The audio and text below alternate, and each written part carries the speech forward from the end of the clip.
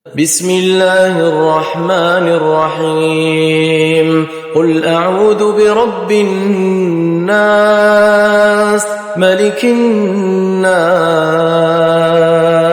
إله الناس من شر الوسواس الخناس الذي يوسوس في صدور الناس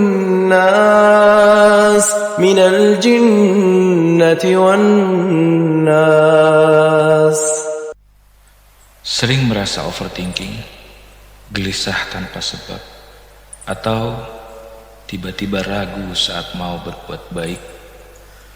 Mungkin itulah kamu sedang terkena bisikan-bisikan. Dan untuk itulah mengapa surah An-Nas diturunkan. Surah An-Nas adalah surah penutup dalam Al-Quran. Surah ini bersama dengan surah Al-Falaq disebut sebagai Al-Mu'awwizatain atau dua surah pelindung. Surah ini tergolong surah Madaniyah atau surah yang turun di Madinah. Asbabun nuzul atau latar belakang turunnya sangat luar biasa. Menurut riwayat yang sahih, suatu ketika Rasulullah SAW pernah terkena sihir. Sihir itu dikirim oleh seorang Yahudi bernama Labid bin Al-Asam. Ia menggunakan sisir, rontokan rambut Nabi, dan pelepah kurma yang diikat menjadi 11 simpul, lalu disembunyikan di dalam sebuah sumur. Lalu Allah Subhanahu wa Ta'ala mengutus malaikat Jibril untuk memberitahu Nabi di mana letak buhul sihir tersebut, sekaligus menurunkan surah Al-Falaq dan An-Nas yang totalnya berjumlah 11 ayat. Setiap kali Nabi membacakan satu ayat, terlepaslah satu simpul. Saat ayat ke-11 selesai dibacakan, Nabi kembali sehat dan bugar sepenuhnya.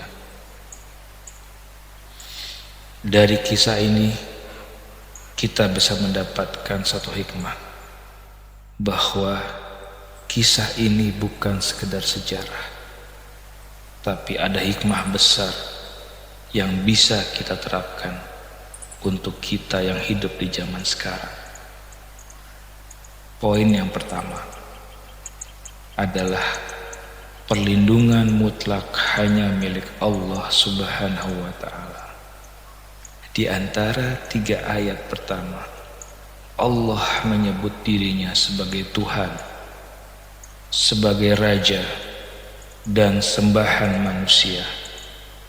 Ini mengajarkan bahwa sehebat apapun gangguan yang kita hadapi, sehebat apapun kendala yang kita hadapi, pelindung kita adalah penguasa alam semesta, yaitu Allah Subhanahu wa Ta'ala.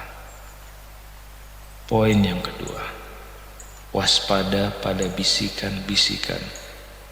Surah ini secara spesifik meminta perlindungan dari was-was atau bisikan keburukan yang selalu dihembuskan ke dalam dada manusia. Bisikan ini yang sering membuat kita ragu, malas beribadah, ataupun kita sering berprasangka buruk. Dan di poin yang ketiga, kita harus waspada terhadap musuh yang tidak terlihat dan terlihat. Di ayat terakhir ditegaskan, pembisik keburukan itu bisa berasal dari golongan jin dan manusia.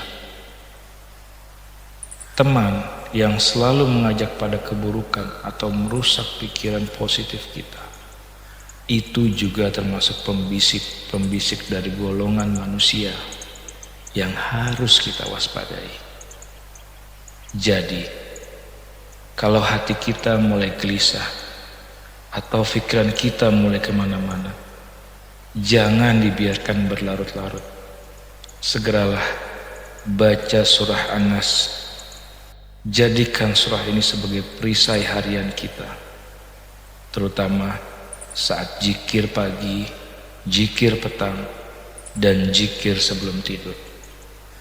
Bagikan video ini ke orang-orang tersayang agar mereka selalu terjaga dalam lindungan Allah Subhanahu wa taala. Barakallahu fikum.